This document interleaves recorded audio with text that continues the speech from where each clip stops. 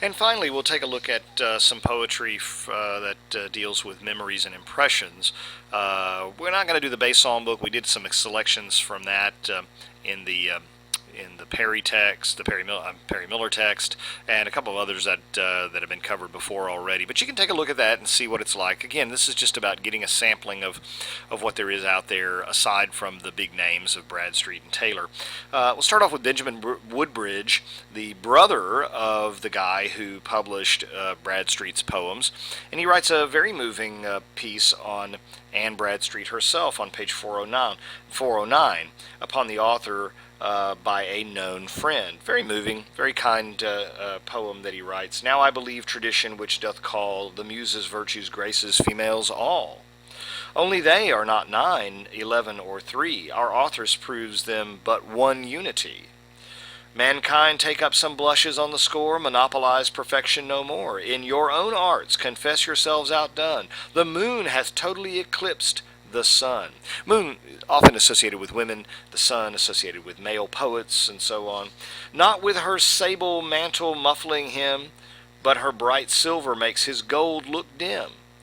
Just as his beams force our pale lamps to wink, and earthly fires within their ashes shrink.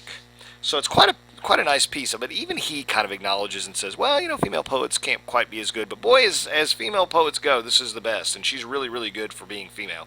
That's probably grudgingly about all you're going to get in terms of equal treatment, much less equal pay at the time.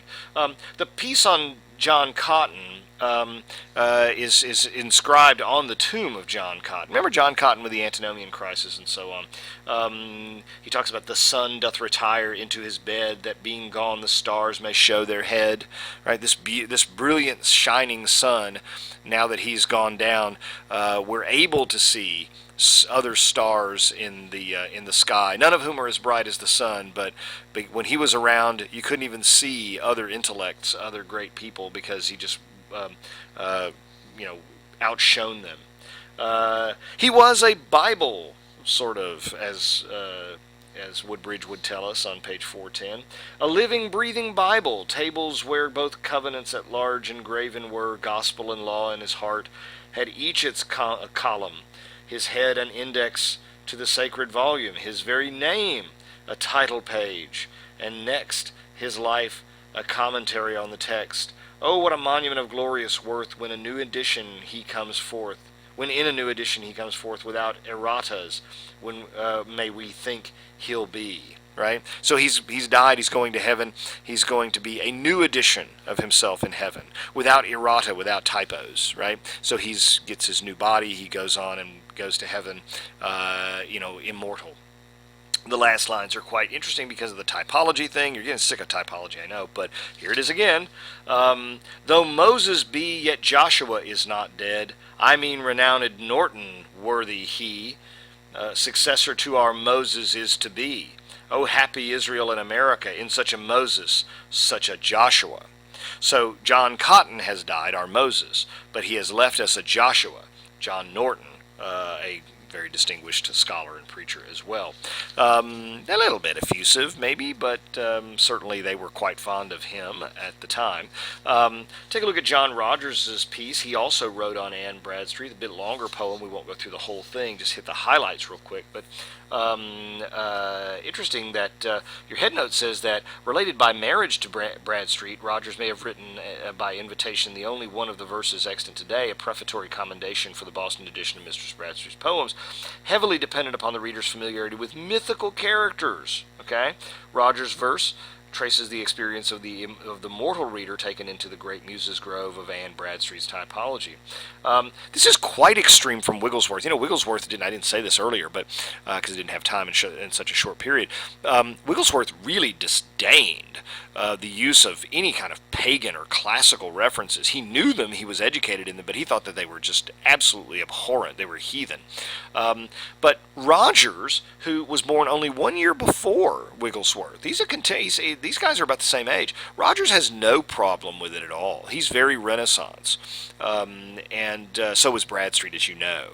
And so had no problem with making references to mythology. And the whole poem is kind of constructed on that, right? Madam, twice Twice through the Muses' grove I walked, under your blissful boughs I shrouding there. I seemed with nymphs of Helicon I talked. For there those sweet-lipped sisters sporting were, Apollo with his sacred lute sat by. This is real Renaissance. This is not at all Puritan when you think about it. The most interesting stanza is stanza 7, where he says, "Thus weltering in delight, my virgin mind admits a rape." Good gosh, that's quite metaphysical, isn't it? Remember we talked about metaphysical poets when we talked about Edward Taylor. That's clashing, shocking, disturbing. My virgin mind admits a rape. Still, truth still lies undescribed. It's singular, that plural seemed, I find. 'Twas fancy's glass alone that multiplied. Nature with art so closely did combine. Look how hard the verse form is here. It's quite metaphysical towards the end here. I thought I was the muse's treble trine, which proved your lonely muse superior to the nine. So this is quite an interesting piece in some ways, because Rogers is contemporary of Wigglesworth, and yet he still uses a lot of the classical references you would expect in a Renaissance poet. But if you look at how hard it was for me to read these and keep going with the meter and the shocking conceits of raping and all this kind of stuff, that marks him as metaphysical. He's quite an interesting little fellow. He's not a great poet, nor a prolific one, but was interesting. Well, we'll take a quick look at Sarah Kimball Knight. I know one of these for sure we read in her excerpt from her diary, and that is, I believe, the Thoughts on the Side of the Moon. I just want to reemphasize the fact that that Sarah Kimball Knight, even in the early 1700s, would have refrained from praising the moon too much. That would seem too pagan. We don't moon worship anymore.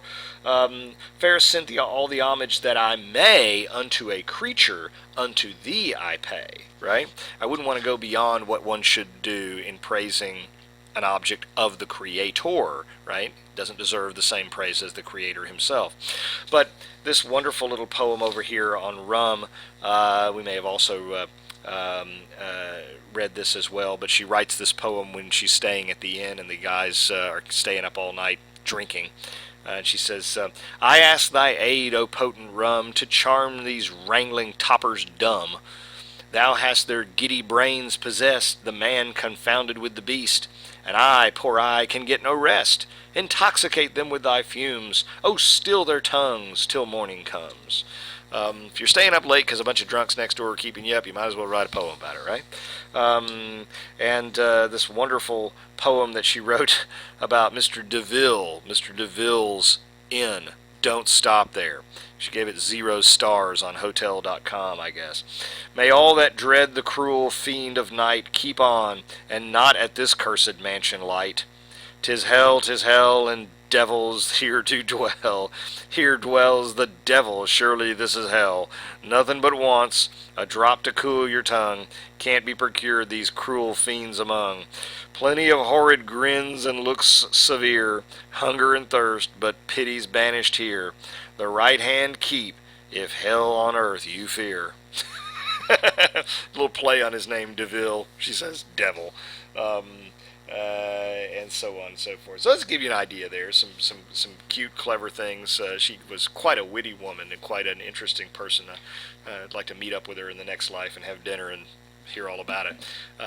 So anyway, that kind of wraps up our little piece here, kind of supplementing the first material. Some people know Bradstreet and Edwards and Edward Taylor, and they don't bother to look at some of the rest of the stuff, which has some appeal, some charm, some interest. Teaches us a little bit about them anyway, shows you a little window into their minds and hearts, and hopefully that will give us a better perspective on them.